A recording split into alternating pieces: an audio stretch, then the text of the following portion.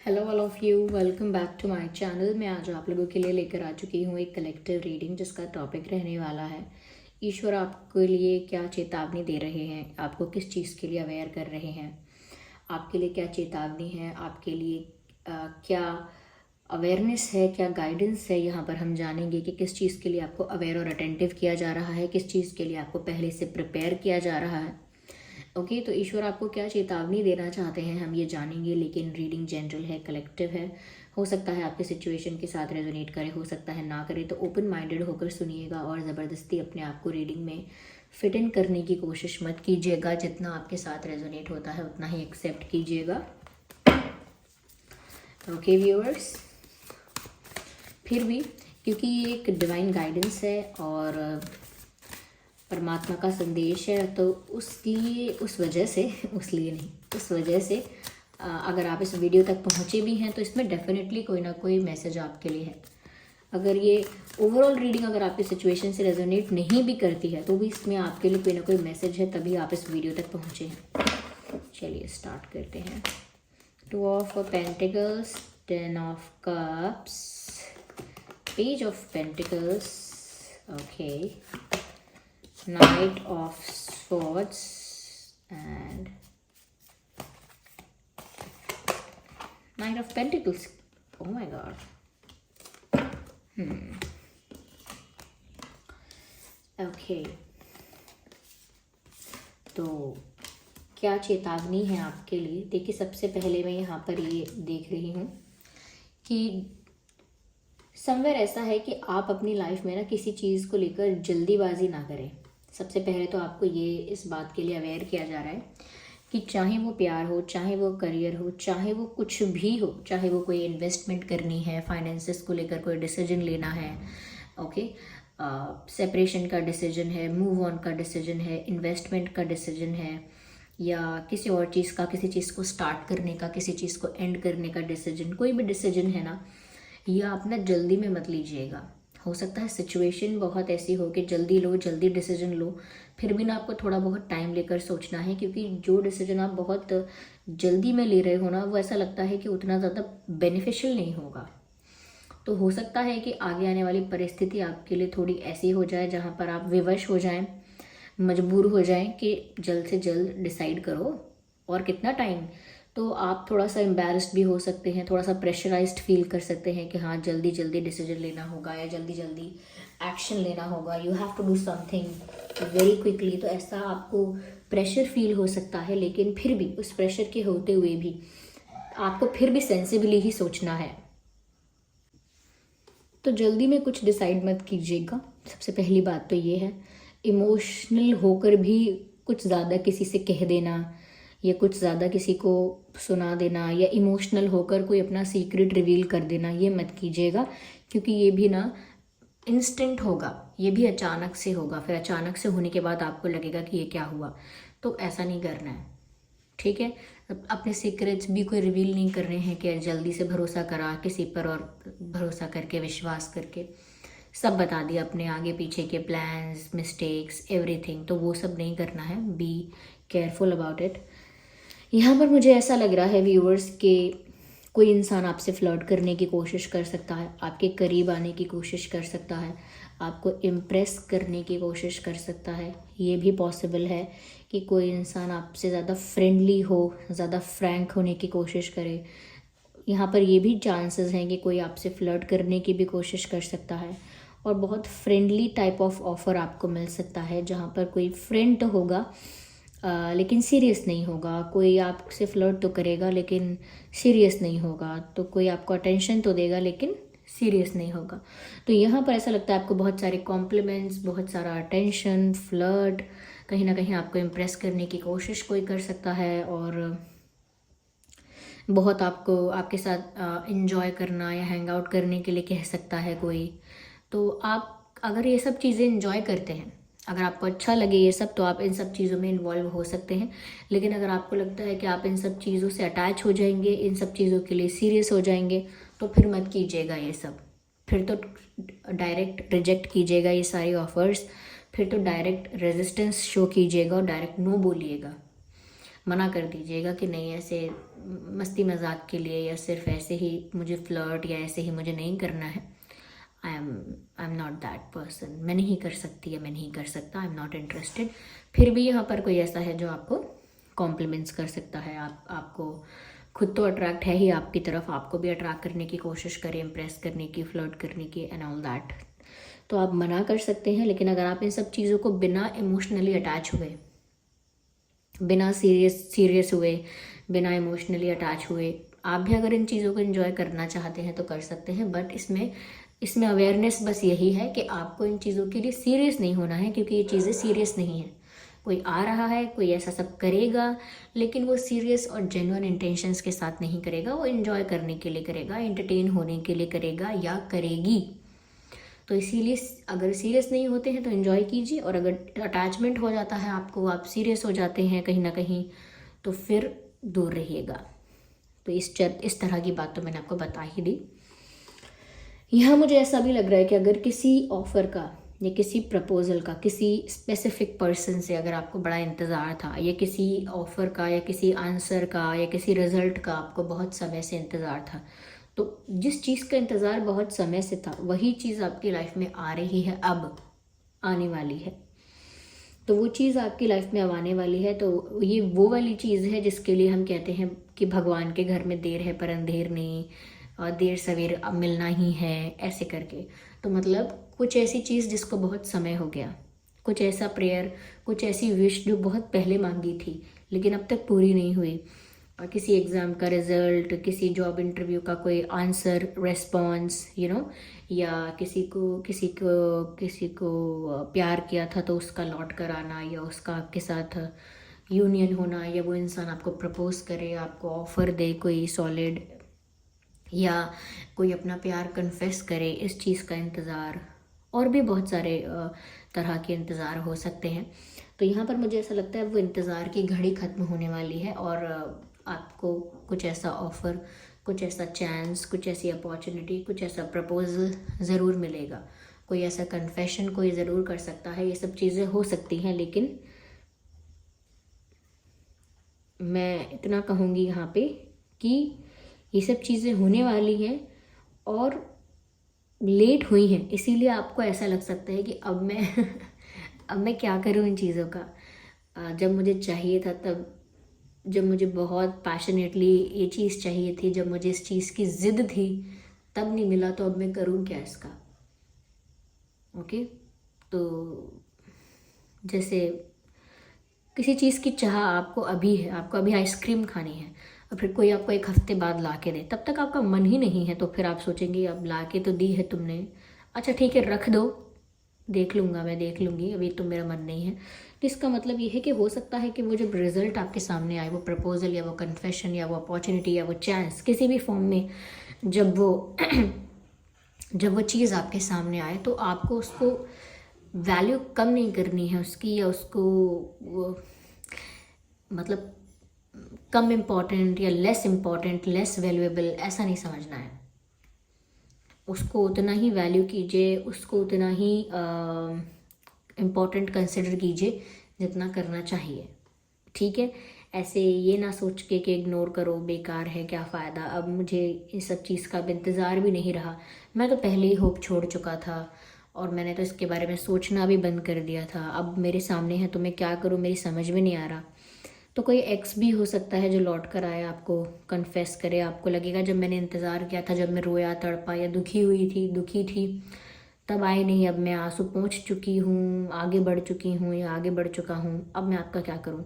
तो आपको ये नहीं करना है। हाँ, जो जितना करना चाहिए उतना ही करिएगा, एकदम से निगलेक्ट करना, एकदम से एकदम से रिजेक्ट करना या इग्नोर करना, ये सब एकदम से मत कीजिएगा। जितना अटेंशन या जितना इम्पोर्टेंस ये सिचुएशन डिज़र्व करती है उतना तो दीजिएगा, उतना रिस्पेक्ट कीजिएगा चीज़ों की। पर हाँ, अगर आप इमोशनली अटैच नहीं हैं तो डेफिनेटली आप पीछे हट जाएंगे। यस और इसीलिए मैंने कहा भी था कि किसी को रिजेक्ट करने में या कोई डिसीजन लेने में जल्दबाजी मत करना। इसीलिए जितनी इम्पोर्टेंस, जितना वैल्यू, जितना रिस्पेक्ट वो सिचुएशन, वो ऑफर, वो रिजल्ट, वो कन्फेशन डिजर्व करता है, उसे शांति से आप सुन सकते हैं, सब्र से रिस्पेक्ट रख सकते हैं उन चीज़ों की, फिर चाहे उन चीज़ों की आपको अब ज़रूरत ना हो, अभी किसी भी वे में हो सकता है। ओके, यहाँ मुझे ऐसा भी लग रहा है व्यूअर्स कि कहीं ना कहीं आपकी लाइफ में आपके पास ऐसी सिचुएशन आएगी जहाँ आपके पास दो लोग होंगे, दो रिश्ते होंगे, या दो से ज़्यादा भी हो सकते हैं, पर मिनिमम दो तो होंगे ही, दो ऑप्शंस, दो रास्ते, दो सिचुएशंस, दो रिश्ते, दो लोग, दो चाहने वाले। आपके लाइफ में कोई दो पर्सन है व्यूअर्स। एक तो मैंने कहा भी कि कोई आपसे फ्लर्ट कर रहा है, कोई आपके नज़दीक आने की कोशिश कर रहा है, लेकिन आपको उनके इंटेंशंस का पता नहीं कितने सीरियस हैं, कितने नहीं हैं। तो कोई है जो आपको इम्प्रेस करेगा, आपके साथ हैंग आउट करना चाहता है, एंजॉय करना चाहता है, आपको कॉम्प्लीमेंट भी कर सकता है बहुत ज़्यादा। और कोई एक पास्ट का पर्सन भी लौट कर आ रहा है, या कोई एक पास्ट पर्सन लौट कर आ रहा है, या कुछ जिसका आपने पहले वेट किया था वो वापस लौट कर आ रहा है। Someone is coming back to your life. अब उसमें आपको डिसाइड करना है कि आप क्या करेंगे। डिसीजन जल्दबाजी का नहीं होना चाहिए, डिसीजन इम्पल्सिव या बिल्कुल इमोशनल होकर भी नहीं होना चाहिए। आपको भी मेच्योरली डिसाइड करना होगा, क्योंकि यहाँ पर साफ साफ दिख रहा है कि दो सिचुएशंस के बीच में आप कंफ्यूज होने वाले हो। तो आपको क्या चुनना है, किस रास्ते पर चलना है, या फिर अभी के लिए स्पेस चाहिए, अभी के लिए कुछ डिसाइड नहीं करना। क्योंकि मैंने कहा ना, टाइम लेके कीजिएगा। शुरू में ही मैंने बोला कि जो भी डिसीजन आपके सर पे आता है कि डिसीजन लो, कितना भी प्रेशर क्रिएट होता है, आपको अपना सोच के कि आपके साथ गलत नहीं होना चाहिए, जल्दबाजी में आपके साथ कुछ अनफेयर नहीं होना चाहिए, सोच समझ के टाइम लेके डिसाइड कीजिए। हो सकता है इस टाइप के दो पर्सन नहीं तो आपकी लाइफ में कोई दो रिश्ते भी आ सकते हैं, दो तरफ से प्रपोजल भी आ सकता है, दो तरफ से कोई जॉब अपॉर्चुनिटी, कोई ऑफर, दो तरफ से कोई चांस, ऐसा भी हो सकता है। तो वहाँ पर भी बहुत वाइसली आपको चूज़ करना है। ओके, तो दो सिचुएशंस यहाँ पर दिख रही है और आप कंफ्यूज होते हुए भी दिख रहे हैं, लेकिन आपको वाइसली डिसीजन लेना है। बस मैं इतना ही कहूँगी, जल्दबाजी में नहीं लेना है, क्योंकि ये डिसीजन आपके लिए एक बड़ा टर्निंग पॉइंट साबित हो सकता है। कोई डिसीजन लाइफ में ऐसे होते हैं ना जिसके बाद सब बदल गया, कोई निर्णय ऐसे होते हैं जीवन के जिसके बाद सब बदल जाता है। तो ऐसे ही ये डिसीजन आपकी लाइफ का टर्निंग पॉइंट हो सकता है। इसीलिए इस डिसीजन को वाइसली लेना इम्पॉर्टेंट है। और कहीं ना कहीं मुझे ऐसा भी लगता है कि मैं इसको थोड़ा क्लैरिफाई करना चाहूँगी। Just a second.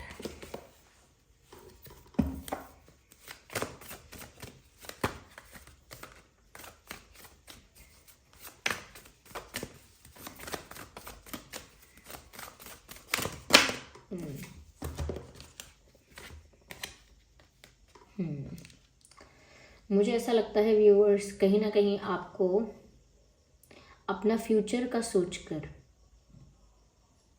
फ्यूचर की हैप्पीनेस, फ्यूचर की फैमिली, आपको किसके साथ फ्यूचर बिताना है या क्या डिसीजन लेना है। क्योंकि ये एक इंसान, तो मैंने ऑलरेडी बोल दिया कि अभी तो ये इंसान सीरियस नहीं है, सिर्फ फ्लर्ट करेगा या करेंगी या एंजॉय करेंगे आपके साथ। जैसे ही आप सीरियस होने की बात करेंगे ये इंसान चला जाएगा। ये जो मैंने बोला था, एक इंसान आ रहा है आपकी लाइफ में अभी, या आ गया होगा। मुझे यहाँ पर ऐसा लग रहा है व्यूअर्स कि आप कंफ्यूज भी हो सकते हैं, स्टक भी हो सकते हैं, लेकिन आपको ना व्यूअर्स बहुत स्ट्रॉन्ग माइंडेड होकर, बहुत स्ट्रॉन्ग हेडेड होकर एक डिसीजन लेना है। और कहीं ना कहीं ये डिसीजन आपको इस बेसिस पर लेना है कि आपका फ्यूचर कैसा होगा, आपका विजन क्या है, आपकी लव लाइफ को लेकर, आपकी शादी को लेकर, आपकी आगे आने वाली फैमिली को लेकर आपका क्या विजन है, व्हाट डू यू एक्सपेक्ट। तो उसी के अकॉर्डिंग आपको डिसीजन लेना चाहिए, ठीक है। नहीं तो आपको थोड़ा समय ले लेना चाहिए कि मैं अभी डिसाइड नहीं कर सकती या नहीं कर सकता, आई नीड टाइम। तो अवेयर रहिए इन चीज़ों को लेकर और प्रिपेयर रहिए। ज़्यादा उलझने की ज़रूरत नहीं है चीज़ों में। ऐसा लगता है कि आप उलझ जाएंगे, बातों में उलझ जाएंगे लोगों की। जो इम्प्रेस कर रहा है, आपको अट्रैक्ट कर रहा है, वो अपनी तरह की बातों में उलझा सकता है। जो वापस लौट कर आया है वो अलग तरह से आपको कन्विंस करने की कोशिश कर सकता है या कर सकती है। सिचुएशंस थोड़ी सी आपके लिए टफ तो नहीं कहूँगी, लेकिन थोड़ी सी कॉम्प्लिकेटेड हो सकती हैं। वहाँ पर सिर्फ आपका निर्णय मैटर करेगा कि आपका डिसीजन क्या है। What do you want, what do you think, आप क्या चूज़ करेंगे। तो वहाँ पर अपने आप को उलझा हुआ महसूस ना करें कि जैसे फंस गए कहीं, आप ऐसा फील ना करें। जितने पावरफुल हैं असलियत में, जेन्युइनली रियलिटी में जितने पावरफुल हैं, अपने फुल कॉन्फिडेंस के साथ, फुल अथॉरिटी के साथ, पावर के साथ अपनी पावर में स्टैंड करें। ओके और जो डिसीजन आपके लिए बेनिफिशियल है उसको डंके की चोट पे लें। ओके कोई किसी से कोई कोई चीज़ का हेजिटेशन की ज़रूरत नहीं है। जो मन में सवाल है सब पूछें, सब चीज़ों को क्लियर करें, सब डाउट्स को क्लियर करें, सारे क्वेश्चन का सेटिस्फैक्टरी पहले आंसर ले लें। ओके तो अपने साथ इनजस्टिस ना होने दें। Do what ever is right for everyone involve. वही करिए जो भी सिचुएशन में लोग इन्वॉल्व हैं उन सबके लिए अच्छा ही है। ओके एक राइट डिसीजन लेना बहुत ज़रूरी है। और यहाँ पर किसी की बातों में ना आकर अपनी ही बात पर स्टैंड लीजिए कि जो मैंने कहा है सो मैंने कहा है। आप कुछ कहेंगे या कोई कुछ कहेगा या मुझे कोई समझाएगा तो उससे तो बात नहीं बनने वाली है। I think you should try something else. तो आपको अपनी बात पर टिके रहना है कि मेरा मेंटल सेटिस्फैक्शन, मेरा जो डाउट्स है वो सब क्लियर होना बहुत ज़रूरी है। ओके यस तो इन चीज़ों को आप प्रायोरिटी दीजिए, इंपॉर्टेंस दीजिए। यहाँ वाटर साइन है, अर्थ साइन है, एयर साइन है, almost every sign is involve, fire sign भी है, सभी साइंस यहाँ पर इन्वॉल्व हैं।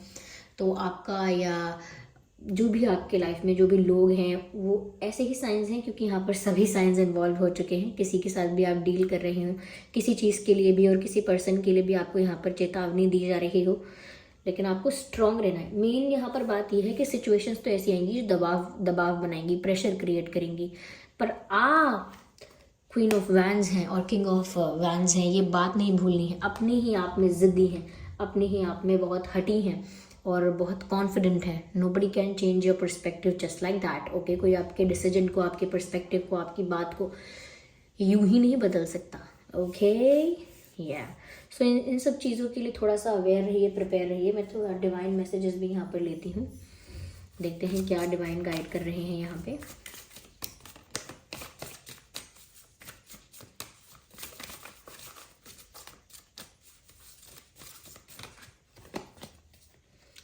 The situation will improve. तो अभी जो परिस्थिति है वो डेफिनेटली आगे जाके इम्प्रूव होगी। It's not going to be same. अभी अगर टफ सिचुएशन फेस करने वाले हैं, आगे आने वाले कुछ समय में अगर ऐसी कोई कॉम्प्लिकेटेड सिचुएशन में आप स्टक होने वाले हैं तो वो सिचुएशन भी इम्प्रूव हो जाएगी। It's not going to be same, it's not going to be same always. Okay it will change और इम्प्रूव होगी, सिर्फ चेंज नहीं होगी, इम्प्रूव होगी सिचुएशन। मैंने कहा ना कि अपॉर्चुनिटीज़ आपको बहुत सारी मिलने वाली हैं। अपॉर्चुनिटी का कार्ड भी आया है जो कि डिवाइन मैसेज में आया है। तो अपॉर्चुनिटीज़ भी आपको बहुत सारी मिलने वाली हैं, चांसेस भी बहुत सारे आपको मिल सकते हैं। बस आपको इंटेलिजेंटली चूज़ करना है या फिर थोड़ा टाइम ले सकते हैं आप। Okay so this was the reading. I hope ये रीडिंग आपके लिए हेल्पफुल रही है, रिलेटेबल रही है। अगर इस रीडिंग ने आपको थोड़ा भी गाइड किया, वीडियो को लाइक ज़रूर करें, कमेंट करके बताएं कितनी हेल्पफुल है, कितने % रेजोनेट करती है। और अगर आप नए हैं तो सब्सक्राइब ज़रूर करें और बेल आइकन को प्रेस करना ना भूलें। चलिए फिर मिलते हैं अगली रीडिंग में, तब तक के लिए bye bye family, bye angels, love you all, bye bye, take care.